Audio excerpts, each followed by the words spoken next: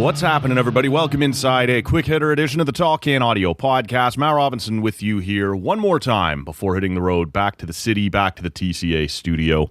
We're on social media at Tall Can Audio, and subscribe to the pod wherever you're hearing me right now. I had a couple things here to finish up around the cottage area before making our way back. And look, it's been kind of nice, so we weren't in a big hurry to rush back either, if we're putting all the cards on the table, right? I know I say this a lot. This time I mean it. This time I'm going to stick to it. This time I promise we'll keep this one short. And really, it's because I only got a short time to do it and a short time to edit it and get it out the door for you guys on Thursday morning. Of course, while we chat, I'll have a bit of a pint here. A bit of a pint. Pints are kind of a static thing.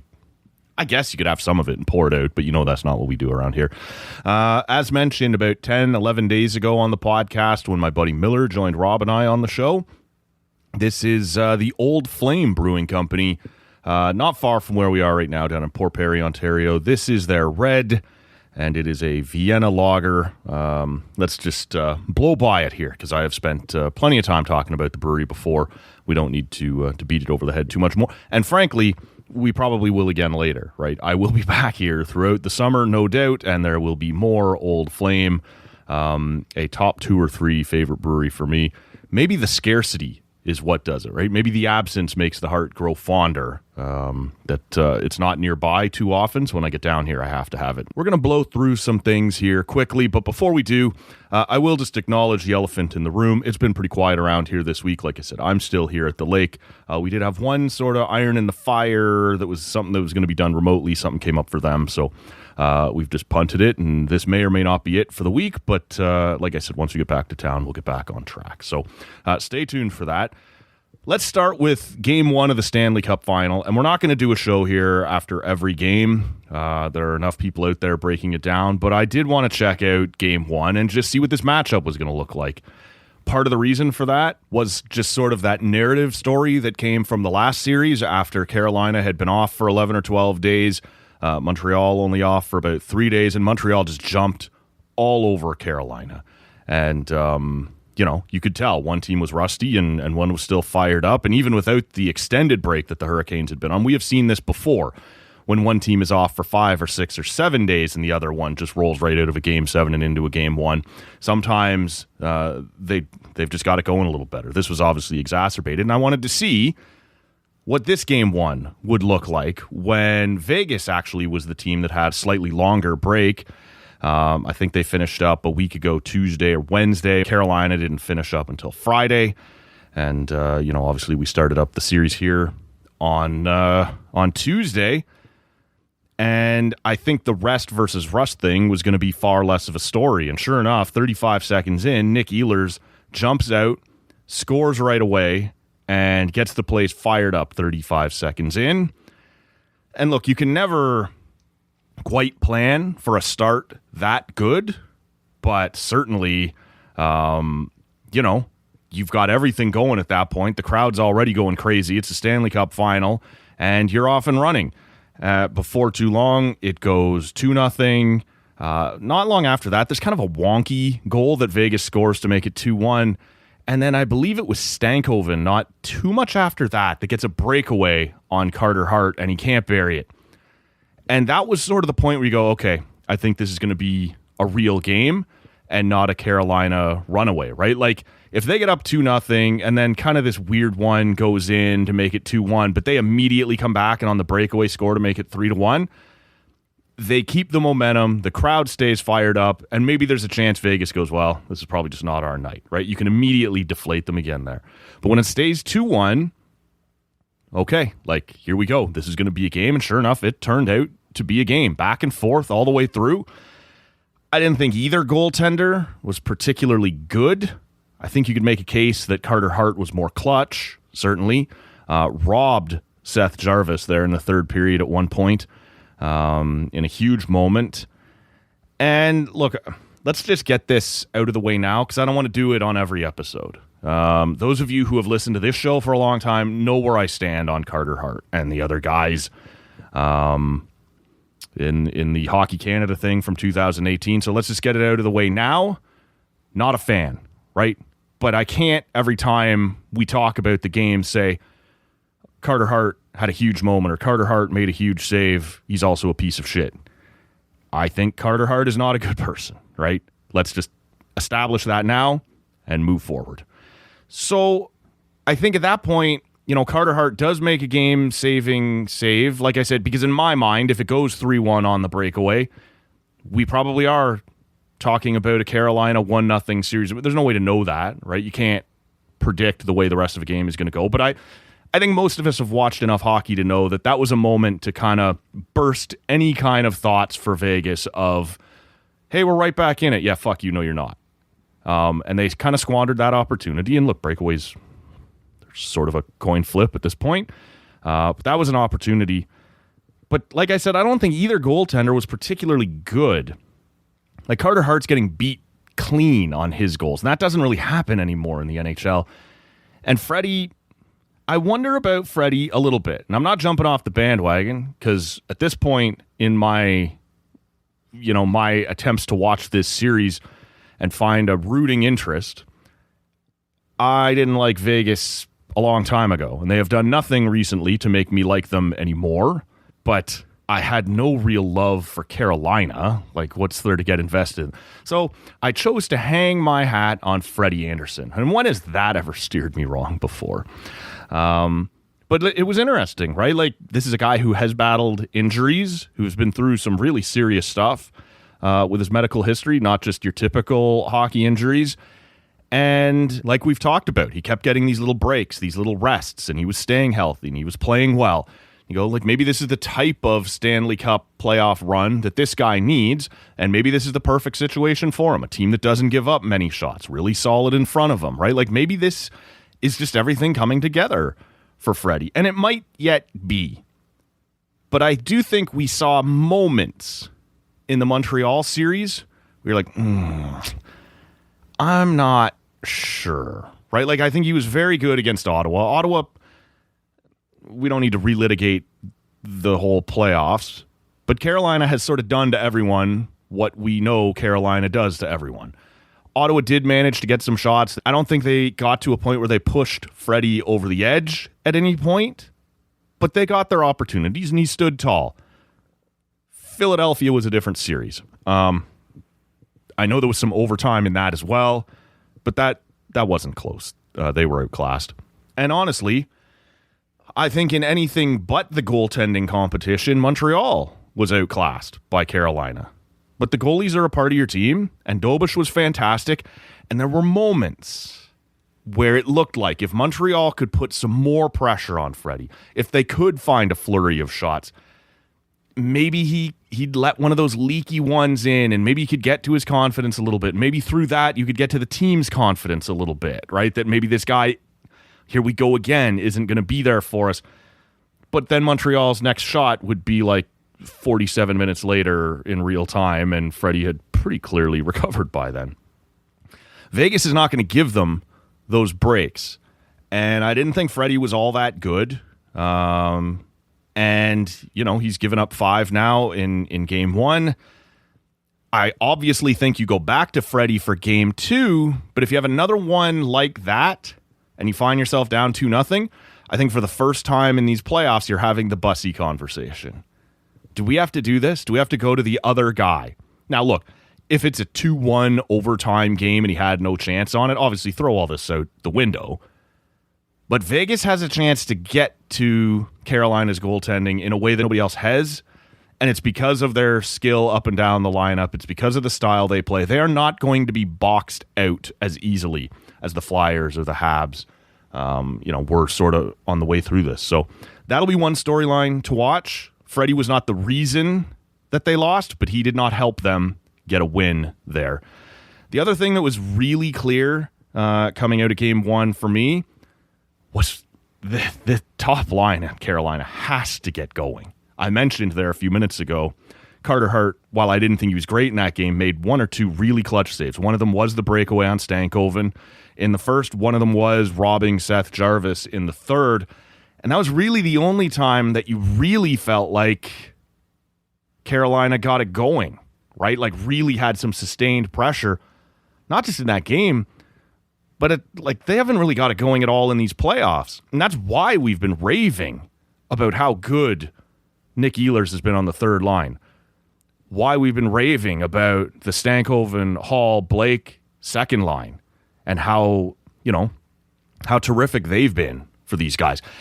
And that's all true. It's all fantastic. And it's all kind of been sweeping under the rug the fact that the Aho, Svechnikov, Jarvis line hasn't been going. And you can paint it however you want. Teams will always try and put the best possible light on it, but they know they're not going to win this series without that Aho line going. But after the Ottawa series, we saw, and throughout that series, Brind'Amour, he was asked about, what do you make of your top line not getting it done? And he's able to kind of gloss over it and go, well, we tasked them with shutting down the Stützle line, and we felt they did that pretty well. And they did. And that's great. But are we still satisfied with that? That they sawed off, I don't even know what would be considered Philadelphia's top line.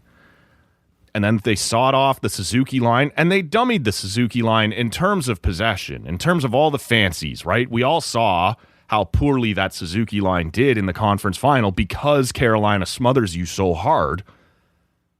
But that line still didn't get going. You saw moments here and there, and now we have arrived. I guess the phrase you could use is this depth scoring, the Stankoven line, the Ehlers performance. It's bought the top line time, but you're out of time. You have to go now. You're in the final. And Vegas is deeper than any of the teams you've seen thus far. And so when you see, even in a 5-4 loss, you managed to score. Your depth did show up for you a bit. 2 goals from Ehlers.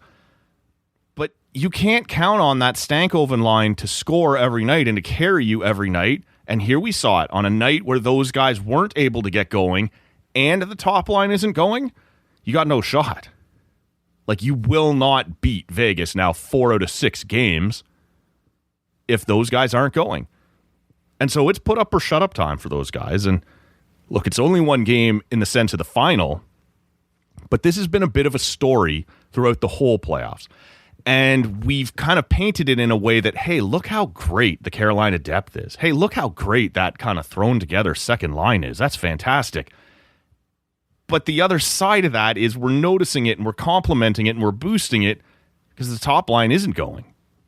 And so, yeah, when you look at, Vegas having Jack Eichel on their top line and William Karlsson, and they've got Mitch Marner and they've got Mark Stone, they've got Dorofiev, it gets scared. Thomas Hertl breaks your back in the last 3 or 4 minutes there of the game. Their depth up front is no joke, and Carolina's isn't either. But Carolina's isn't going. And so the fun story of, man, that Stankoven line is fun, that's over. You need the Stankoven line to stay good, and you need the Aho line to arrive right now. You're out of time for this to be a fun little story. And, we trust our guys will get going. It's time to get going. 2 other things to touch on here. Both of them stem from Gary Bettman's press conference before the start of the Stanley Cup Final, the State of the League that he does kind of every year. There's a couple items there. One of them was the fact that he's not going anywhere. That was upsetting news for me. There had been some rumors and some rumblings. People are hearing, sources are saying that the succession plan for Gary Bettman is apparently underway.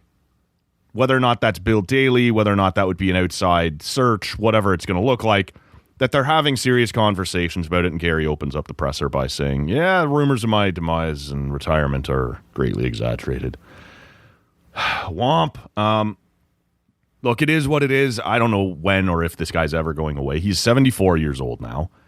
He clearly has no real interest in leaving, in going and enjoying retirement. And we should, I guess, if we're being fair to Gary, point out that revenues are up across the board. Ratings are up across the U.S., certainly. It would be unfair to compare Canadian ratings right now to what Connor McDavid and the Oilers were drawing. But the league is in a reasonably healthy place. Now, my advice to Gary would be, hang your hat on that, man. Walk away. go and... He doesn't seem to want to do that.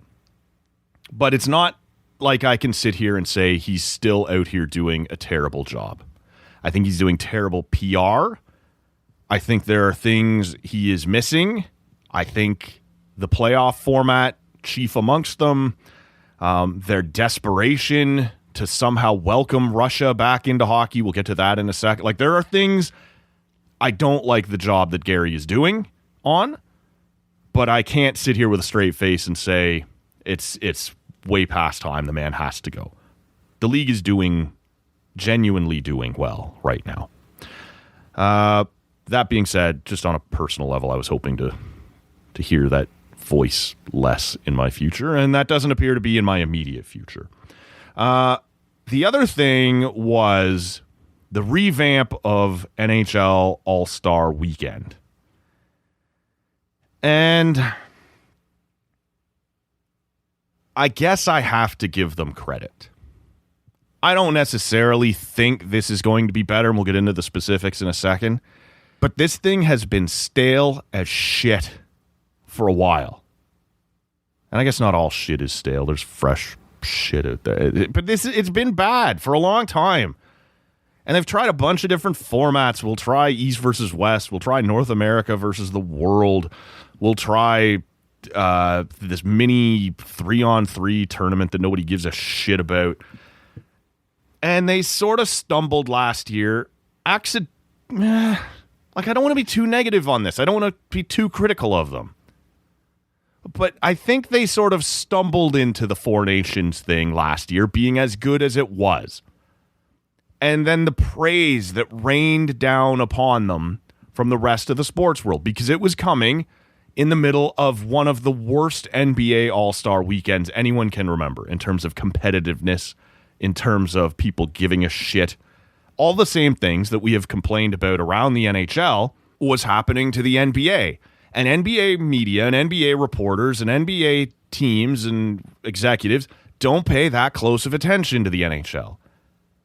And so they sort of turn their attention and see, look at this. Look at what is happening between Canada and USA in that round-robin game and how competitive the gold medal championship game, whatever you're calling it. Look at how great that was. And look how bad the NBA was. And I think a lot of those reporters who don't follow hockey all that closely didn't realize that that wasn't meant to be a substitute for the All-Star Weekend. It was a soft launch of the new international calendar. And because of what Russia was doing and because of the Europeans' quite reasonable refusal to play with Russia in a tournament, this is ahead of the Olympics, ahead of bringing back the World Cup, and because of our short timeline, we will do this mini 4-team tournament. And the rest of the sporting world took notice and went, fucking right, that was awesome. And didn't have the whole story. And now I think the NHL has almost been trapped into doing it internationally. And so I guess, for those of you who haven't heard, I should explain. The skills competition from now on the Friday night, will now just be for players under 25. And that's fine. Those are typically your most fun athletes. The winner of that competition will make $1 million. And those are also the athletes that haven't yet made their millions, so maybe that will compel them to try a little harder. Tons of those guys will still be on entry-level contracts, so that's fine. I think it's a bit of a sham in the sense of the legitimacy of the competitions. Like, well, he's not the fastest skater in the league. He's only the fastest skater under 25. He's not the hardest shooter in the league. He's just the hardest shooter under 25. And I kind of have to stop myself from going there, because you have the same problem with the typical all-star, skills competition. I believe Connor McDavid is probably the fastest skater in the league, or was when he was racking up wins in that competition. But all we know for sure is that he was the fastest skater in attendance that weekend. We didn't learn the fastest skater in the league. So I'm going to throw that away. Sure, let the under 25s handle the skills competition. Let them try and make some money, and let's see what that looks like. But the 3-on-3 tournament has been completely revamped. It's now 5 teams. It is Canada, USA, Sweden, Finland, and miscellaneous. Team everybody else. The NHL loves these teams, right? You think back to that 2016 World Cup. It's Team Europe. We'll all be really pumped about that. And what this is, at the heart of it, is a way to, if I can use the term again, soft launch Russia's return to international hockey. Yeah, we didn't bring back Team Russia. See, we're not doing that. But we are allowing, and again, I'm not saying Russians should be shunned from the NHL All Star game, but they are getting you used to seeing international competition with Russia back in the mix. So when you look at Team Rest of the World, or whatever this is going to be called, it will be heavily Russian influenced. Probably your two goalies are Sorokin and Shesterkin or Vasilevsky. If you can think of a better goalie from somewhere else, we can talk about that. Czechia is going to have something to say about that for the foreseeable future. They've got some great goaltending prospects. Beyond that, I'm not sure. Then you're talking about Draisaitl. You're talking about Pasternak. Maybe you're talking about Roman Josi. Maybe you're talking about Tim Stützle. But you are absolutely talking about Kucherov. You're talking about Kaprizov. Like, this is where we start to bring the Russians back into the mix. And again, in a simple division-on-division competition, the Russians would be there. And that's fine. But this is getting you ready to see Team Canada against Kaprizov. Team Canada against Kucherov. And again, I guess it's fine. But I there's no doubt in my mind this is leaning into that international thing, and this is a moment where we can kind of pull Russia back in and just stick our toe in the water, just see what it looks like. And because it's an NHL All Star Weekend, it's not a World Cup, it's not a Four Nations, it's not a World Championship. Finland or Sweden or Czechia and the IIHF won't have a card to play. Won't even be asked for their opinion. Now, Gary, and I guess it was really more Bill Daly, who said at this State of the Union that he spoke to the IIHF literally that morning, Tuesday morning, and that he had been told that the IIHF's belief was that Finland and Sweden and Czechia would not boycott competitions outside this All-Star game. Like when we go to the World Cup thing, when we go to the Olympic thing, that those teams wouldn't boycott.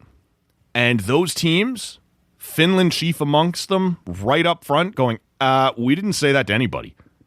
We have not changed our mind that Russia is a fucking pariah right now, currently setting up shop and murdering people in another country. We won't be competing against them. And again, this is outside the NHL All-Star thing. But this is kind of the NHL's attempt to just go, okay, let's just check the temperature here a little bit. Well, Finland just told you what the temperature is, and they told you to go fuck yourself. In terms of the actual format of this competition, it's 5 teams, 3-on-3. So they're going to have to play 10 mini games, and then first and second will play each other in the gold medal game. We have not seen the actual rules. Like, this won't be as long, I can't imagine, as the 3-on-3 games they were playing when the Metro would play the Atlantic in the East and the Central would play the Pacific in the West, and then the 2 winners would play in the championship game of the All-Star Weekend, and that would be it. If everybody is legitimately going to play everybody, you're going to have to play 10 of these games. So are they 5 minutes? Are they 8 minutes? Are they straight time? Are they one period? Are they... I don't know what this is going to look like, but I do want to be careful not to just shit all over it. I absolutely and happily will shit all over the NHL's soft launch of Russia and their idea to slide past the media at Game 1 of the Stanley Cup Final, that we believe we are very close to bringing Russia back to international competition because the Europeans won't boycott. That's already been stomped out. And I've been saying this to you guys on this show for a long time.